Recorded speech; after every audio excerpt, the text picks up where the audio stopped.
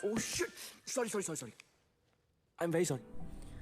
Assalamualaikum warahmatullahi wabarakatuh. Apa kabar kalian semua? Semoga selalu dalam keadaan sehat ya. Kali ini aku akan mengulas film India yaitu Sanam Teri Kasam. Film ini dirilis pada tahun 2016 yang disutradarai Radhika Rao dan Vinay Sapru. Film ini dibintangi oleh artis tampan Harshvardhan Rane sebagai Inder dan artis cantik Maura Hokan sebagai Saraswati. Sanam Teri Kasam adalah sebuah tragedi cinta romantis menampilkan pengejaran cinta sejati. Sebelum lanjut nonton, jangan lupa subscribe, like, share, dan komen. Terima kasih.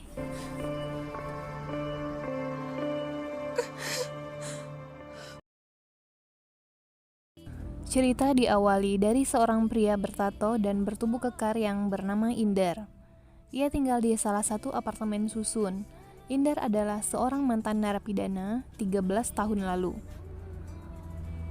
Pagi itu, dia terlihat sedang meminum susu sambil memberi susu tersebut kepada kucing kesayangannya.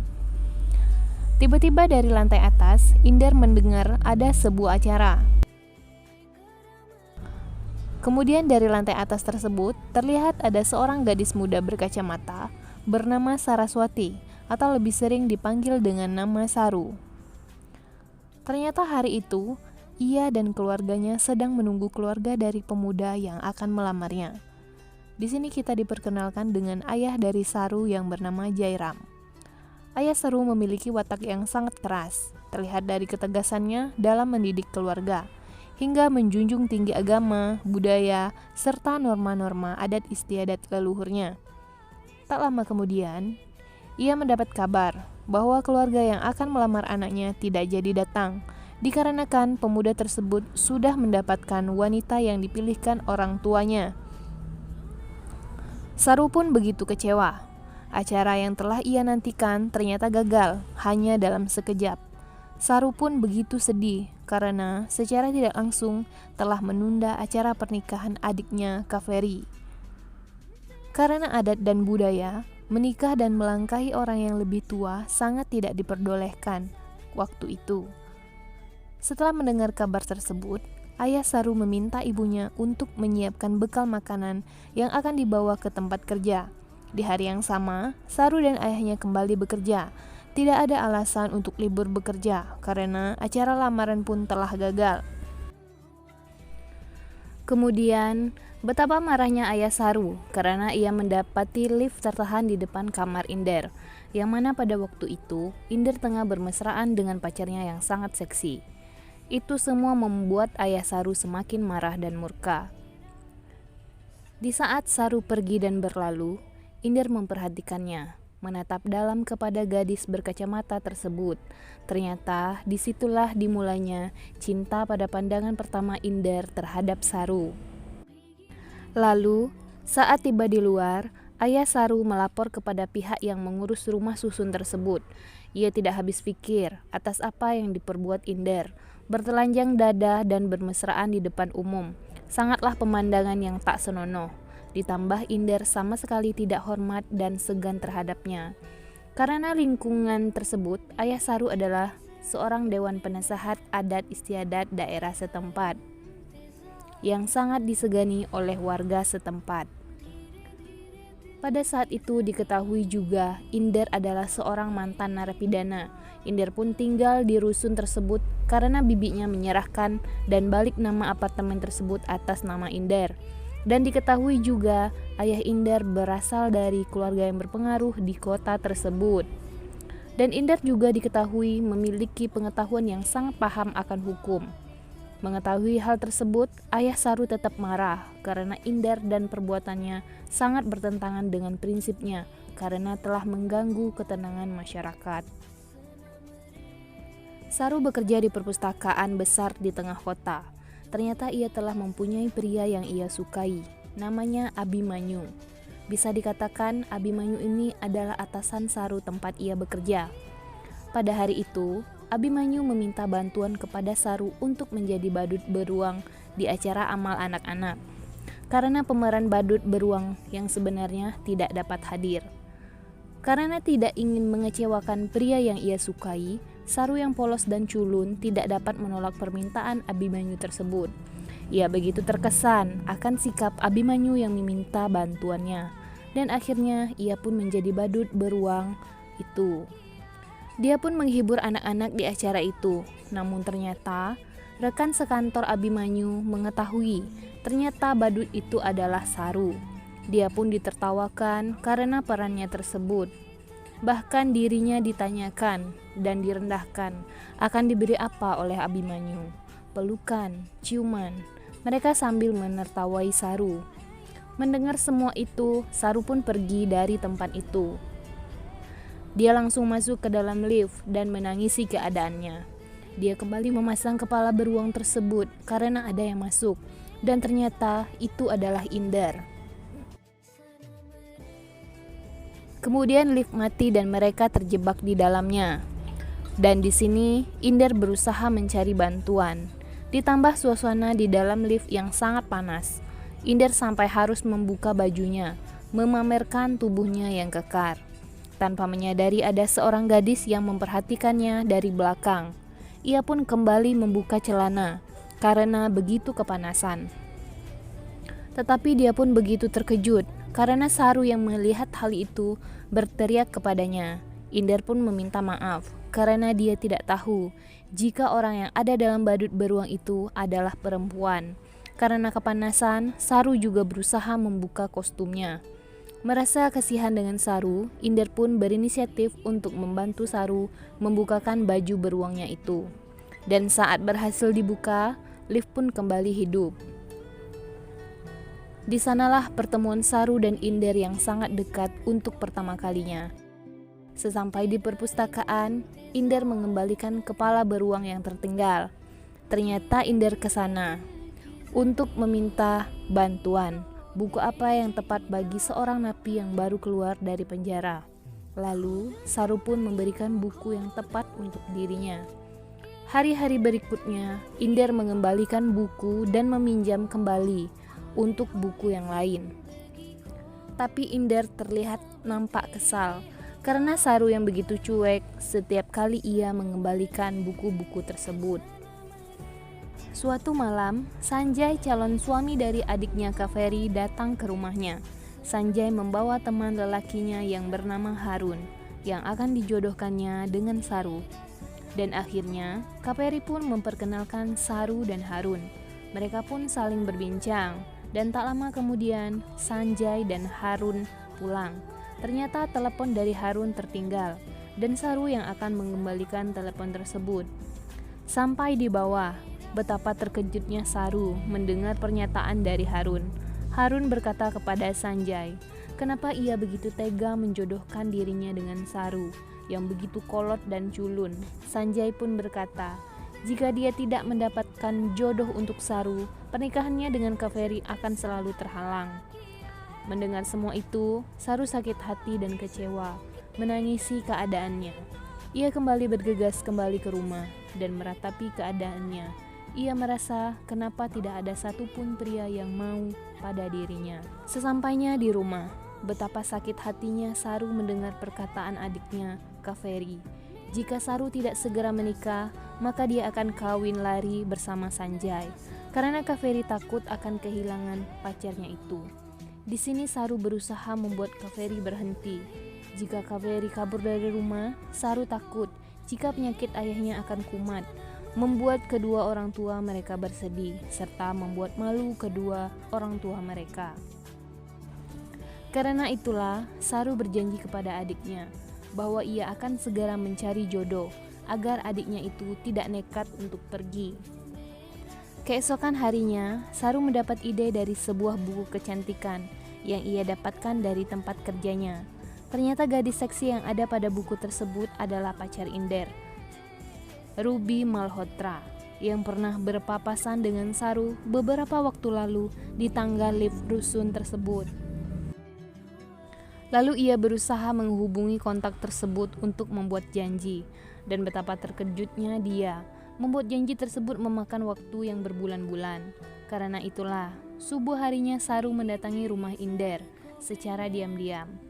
Tujuannya ke sana adalah untuk meminta bantuan Inder agar dia bisa bertemu dengan Ruby yang dianggapnya bisa merubah penampilan dirinya untuk menarik perhatian laki-laki agar dirinya cepat menemukan jodoh dan adiknya juga bisa bahagia.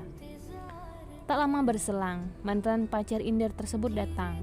Kedatangannya kala itu ingin meminta maaf dan ingin mengajak Inder kembali kepadanya.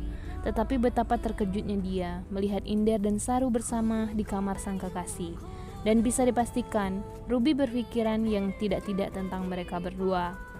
Di sini Inder berusaha menenangkannya, tetapi apa daya, Ruby tetap berpikiran yang tidak-tidak. Hal tersebut pun membuat Saru menangis. Karena itulah, Inder segera mengusir Ruby. Ruby yang kesal melempar botol yang dibawanya ke arah mereka. Tetapi botol tersebut mengenai pundak Inder. Karena itulah, Inder membawa dirinya ke apotik. Tetapi pada saat di depan apotik, mereka pun malah diganggu oleh inspektur polisi karena dia merasa curiga dengan luka yang ada pada pundak Inder. Karena tingkah Inder yang seperti melawan, Inder hampir saja dibawa ke kantor polisi. Tapi berkat Saru, hal itu pun tidak terjadi. Dikarenakan Saru menjelaskan apa yang terjadi dengan sangat memohon kepada inspektur tersebut. Karena permohonan Saru, mereka pun diantar menggunakan mobil inspektur tersebut. Hal itu ternyata dilihat oleh penjaga apartemen di sana. Bahkan penjaga tersebut terus memantau sampai ke kamar Inder untuk mengetahui apa yang dilakukan Saru di kamar pria tersebut.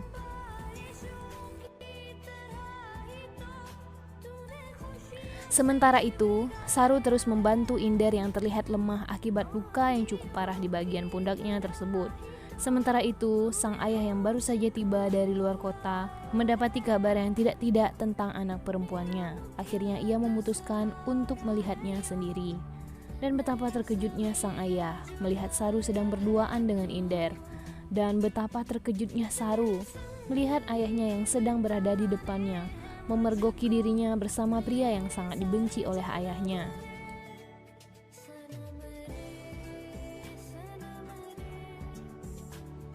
Bahkan sang ayah tanpa sadar memukuli anaknya tersebut. Dia begitu kecewa. Inder berusaha menjelaskan bahwa dirinya dan Saru tidak melakukan apapun dan ini hanya salah paham. Tapi apa daya, dengan hasutan para tetangganya membuat semuanya semakin rumit. Segala sesuatu yang dijelaskan hanya sia-sia saja. Dan sang ayah hanya percaya dengan apa yang dilihatnya. Inder pun dituduh menggoda Saru. Bahkan Saru dikatakan telah merusak martabat keluarganya hanya demi pemuda jahat seperti Inder. Ditambah dengan kesaksian warga yang membuat ayahnya semakin murka. Saru di sini meminta maaf atas apa yang tidak dia lakukan, tetapi sang ayah tidak memperdulikan permintaan Saru dan ia malah menelpon istrinya dan menyuruh istrinya untuk segera menghubungi pendeta, segera melaksanakan perpisahan terakhir untuk putrimu yang sudah mati. Saru pun terkejut dan menangis mendengar sang ayah berkata sedemikian rupa dan menganggapnya telah mati. Dan ayahnya dengan jelas mengatakan kepada tetangganya bahwa hari itu anaknya Saru telah mati dan mereka semua pun diundang untuk acara persembahan terakhir dalam beberapa hari ke depan. Dengan keadaan seperti itu, Saru tetap bekerja seperti biasa. Sang ibu hanya bisa menangisi keadaan yang terjadi kepada putri sulungnya tersebut. Sesampainya di tempat kerja, Saru pun mencari tempat tinggal yang baru, karena dirinya tidak mungkin diterima di rumahnya lagi. Dirinya pun menghubungi Inder atas hal tersebut. Inder yang pengertian ternyata telah menyiapkan tempat tinggal yang baru untuk Saru. Rumah sewaan yang cukup besar untuk Saru. Rumah itu masih kosong dan harus diisi berbagai perabotan. Karena itulah mereka berdua pun pergi ke pasar untuk membelikan perabotan yang Saru butuhkan. Keesokan harinya, mereka berdua sedang berjalan di jalanan. Tanpa sengaja, Saru memergoki seseorang gelandangan memungut dompet seseorang yang terjatuh di jalanan. Di sini Inder berusaha mengambil dompet tersebut dan berniat untuk mengembalikan ke pemiliknya. Namun setelah melihat identitas dompet tersebut milik siapa, Inder kembali membuang dompet tersebut. Tapi Saru tetap mengembalikan dompet tersebut kepada pemiliknya. Inder tampak kesal dengan pemilik dompet tersebut dan ia sepertinya memiliki dendam terhadapnya. Sampai-sampai Saru harus terjatuh karena didorong keras oleh Inder akibat perdebatan tentang mengembalikan dompet tersebut. Dan pemilik dompet tersebut tampak kasihan kepada Saru yang terjatuh akibat didorong keras oleh Inder dan berniat untuk mengantarnya pulang. Sesampainya di apartemen, Inder langsung meminum alkohol untuk melampiaskan kekesalannya. Tetapi dia teringat kepada Saru dan mendapati Saru tidak kembali ke rumahnya. Setelah berbagai upaya mencari, akhirnya Inder menemukan Saru duduk sendirian di tepi jalan. Dia pun mendekat dan bertanya kepada Saru, kenapa tidak pulang? Saru menjawab dengan tangisannya. Harga dirinya serasa jatuh jika dia kembali, karena Inder yang berkata untuk menjauhi dirinya. Lalu dengan berbesar hati, Inder mengatakan jika dirinya meminta maaf atas perlakuannya kepada Saru. Dan Saru dengan tangisannya memeluk Inder di sana. Namun sayangnya, hal tersebut dilihat oleh sang ayah dari kejauhan, makin membuatnya kecewa dengan perilaku sang anak. Dari penjelasan Inder, ternyata pria yang memiliki dompet tersebut adalah ayahnya. Inder mengatakan bahwa ia tidak ingin membahas hal tersebut. Lalu Inder pun bertanya kepada Saru, apa ada hal yang bisa membuat ayah Saru bisa kembali menerimanya? Saru pun menjawab, ada, jawab Saru. Tapi itu semua mustahil jika ada pria dari keturunan Brahmana dan memiliki titel. Kemungkinan ayahku bisa menerimaku kembali. Hanya saja, mana ada pria yang mau menerima gadis culun dan kolot seperti aku ini, kata Saru. Ternyata setelah itu, Saru dibawa Inder ke sebuah salon. Ternyata Inder membawa Saru kepada teman yang dikenalkannya, yang katanya lebih hebat dari mantan pacarnya. Ternyata Inder bermaksud merubah gaya style daripada Saru, supaya Saru segera menemukan jodohnya. Dan mulailah Saru di makeover habis-habisan. Segala style mereka coba. Dan setelah sekian lama, Inder melihat perubahan drastis dari Saru. Saru terlihat begitu cantik. Dengan parasnya yang manis, hilanglah sudah image kolot dan culunnya tersebut. Inder pun sangat terpanah melihat paras cantik Saru. Dan akhirnya Inder membawa Saru kembali ke rumah orang tuanya agar mereka tahu jika anaknya kini telah berubah. Tapi apa yang terjadi? Orang tuanya benar-benar mendoakan jika Saru sudah mati. Fotonya pun telah dikalungkan bunga sebagai lambang kematian. Saru amat terpuruk dengan semua itu. Ayahnya benar-benar membuatnya mati di kala itu. Inder pun tak bisa berkata apa-apa melihat kejadian ini. Di sini Saru yang menangis mengatakan kepada Inder, dia tidak akan menyerah untuk mencari jodoh yang sesuai dengan kemauan ayahnya. Dan berharap semoga dengan mendapatkan jodoh yang diinginkan ayahnya akan merestui dan memaafkan dirinya kembali. Singkat cerita, Abimanyu yang dulunya tidak berfokus kepada Saru, sekarang malah mengejar Saru dengan intens. Dia menganggap perubahan Saru dilakukan untuk dirinya. Dan secara tiba-tiba, Abimanyu mengatakan jika selama Saru tidak masuk kerja, selama itu pula ia merasa bahwa Saru adalah wanita yang selama ini ia cari. Lalu secara mengejutkan, Abimanyu melamar dirinya saat itu juga. Saru terkejut bukan main. Pria yang selama ini ia sukai akhirnya mengajak dia menikah. Berita bahagianya itu pun disampaikan kepada Inder. Inder awalnya terdiam mendengar berita tersebut, tapi dengan wajah yang tabah ia pun mengatakan iya. Tak lama berselang, mereka pun mengadakan makan bersama untuk merayakan hal tersebut. Saru tampak sangat bahagia di hari itu, dan Inder hanya bisa memandang kisah bahagia itu dari belakang. Sungguh tabah dan sabar hati Inder, karena sebenarnya ia juga sangat mencintai Saru. Dirinya juga harus menemani Saru membeli baju pengantin untuknya. Dan Inderlah orang pertama yang Saru undang dan sekaligus akan menjadi pendamping di hari pernikahannya. Tak lama di jalan pulang, Inder pun melihat ayah Saru yang berada di dalam bis. Inder pun mengejar bis tersebut dan memberi kabar kepada ayah Saru bahwa anaknya akan segera menikah dengan orang yang selama ini ia inginkan, dari keluarga Brahmana dan memiliki titel. Tapi apa daya, sang ayah tidak menghiraukan Inder. dan malah membuang kertas undangan yang diberikan Inder untuknya, membuat semua usaha Inder sia-sia. Dan akhirnya hari pernikahan pun tiba. Hari pernikahannya terlihat sederhana. Saru pun menunggu Abimanyu serta keluarganya yang belum tiba. Tapi sayangnya, setelah sekian lama menunggu, Abimanyu dan keluarganya tak kunjung datang dan membuat petugas pernikahan memarahi mereka. Karena itulah akhirnya Saru pergi. Ternyata Saru pergi ke rumah Abimanyu. Tak lama kemudian, Abimanyu pun keluar dan Saru pun bertanya, kenapa dia tidak datang ke pernikahan. Lalu Abimanyu mengatakan bahwa orang tuanya menolak pernikahan mereka karena status Saru yang telah dianggap mati oleh keluarganya. Dengan air mata yang berlinang, Saru dan Inder pergi dari rumah tersebut. क्या चाहिए था? क्यों नहीं मारा उसे? क्यों नहीं मारा उसे?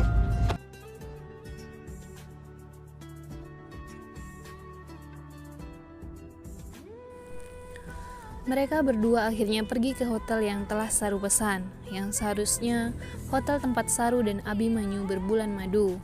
Tetapi apa daya, semua telah batal. Daripada percuma, mending digunakan saja, ungkap Saru. Sesampai di kamar, Saru tampak sangat kecewa. Dia merusak dekorasi cantik di kamar itu. Dia berkata kepada Inder bahwa dirinya sekarang sudah cantik. Tetapi mengapa tetap saja tidak ada yang mau menikahinya? Mereka berdua pun saling meratapi kesedihan di hari itu, dan entah kenapa mereka berdua akhirnya berciuman. Tapi Inder berkata tidak ingin melanjutkannya, karena dirinya takut nanti Saru akan membencinya. Tetapi di sini, Sarulah yang terus memaksa Inder untuk melakukan hubungan yang seharusnya tidak mereka lakukan di malam itu. Keesokan paginya, Inder mendapati bahwa Saru sudah tidak ada di kamar, dan betapa terkejutnya dia melihat Saru sedang berada di luar bersama Abimanyu. Bahkan mereka berdua pun berpelukan, hingga Saru pun pergi bersama Abimanyu. Tak lama berselang, ponsel Inder berbunyi.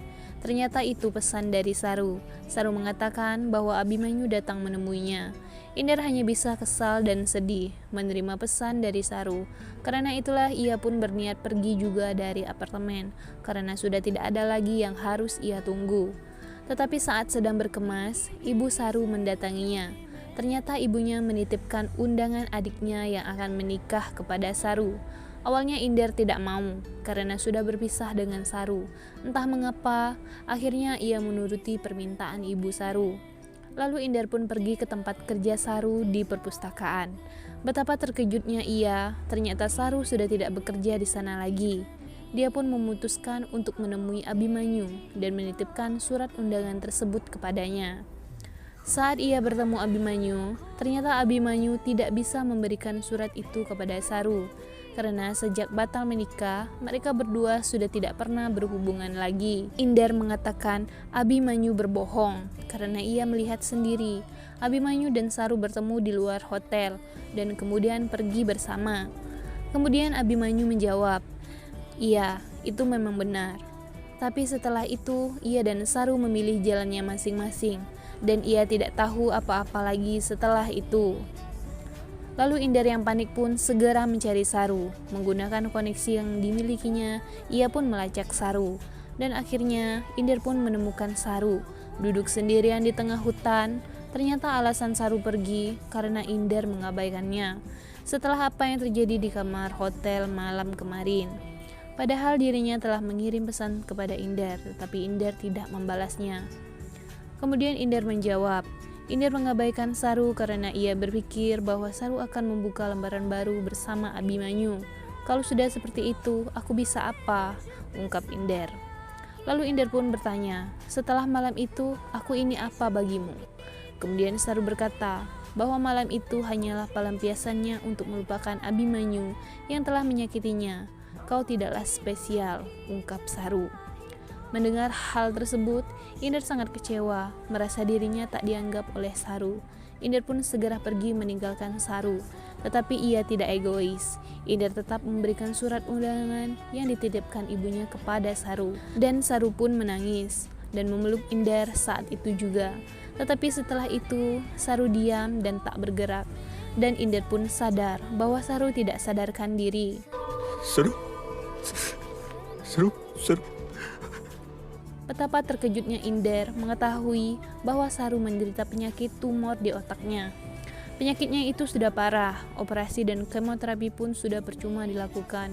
Dan betapa terkejutnya kembali Inder bahwa Abimanyu mengetahui penyakit tersebut. Karena itulah ia pun menemui Abimanyu. Abimanyu sendiri tahu hal itu dari laporan medis. Setelah dokter menghubungi Abimanyu setelah pernikahan dibatalkan. Karena itulah dirinya pergi ke hotel untuk meminta maaf dan meminta kesempatan kedua kepada Saru. Tetapi Saru menolak Abimanyu kala itu. Karena akan menjadi penyesalan mendalam untuk Abimanyu jika menikahi gadis yang sekarat. Dan ternyata Saru berpesan kepada Abimanyu untuk tidak mengatakan hal ini kepada Inder. Tak lama kemudian, Inder kembali ke rumah Saru dalam keadaan mabuk. Ternyata ia melepaskan kalung bunga yang menghiasi foto Saru saat itu. Melihat kelancangan Inder, ayah Saru begitu marah. "Jangan pernah mengalungkan bunga di foto itu lagi," ungkap Inder. "Jika tidak, aku akan kembali dan bersiap menerima tamparamu." Dan Inder pun pergi berlalu. Karena ulahnya tersebut, Inder didatangi inspektur karena aduan dari ayah Saru dan dia pun harus menginap sementara di kantor polisi.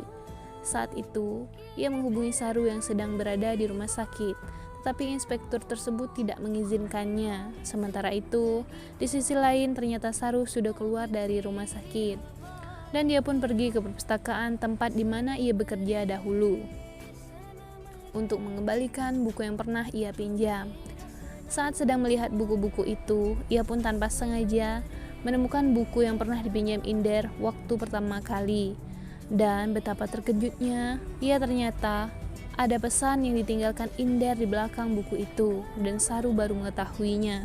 Pesan tersebut bertuliskan ajakan untuk kopi bareng. Dan ternyata setiap buku yang dipinjam Inder, di belakangnya selalu bertuliskan kesan saat Inder bertemu dengannya. आज लिफ्ट में एक लड़की से मिलके लगा. Saru pun begitu haru saat mengetahui Inder menyukainya dari saat pertama kali bertemu.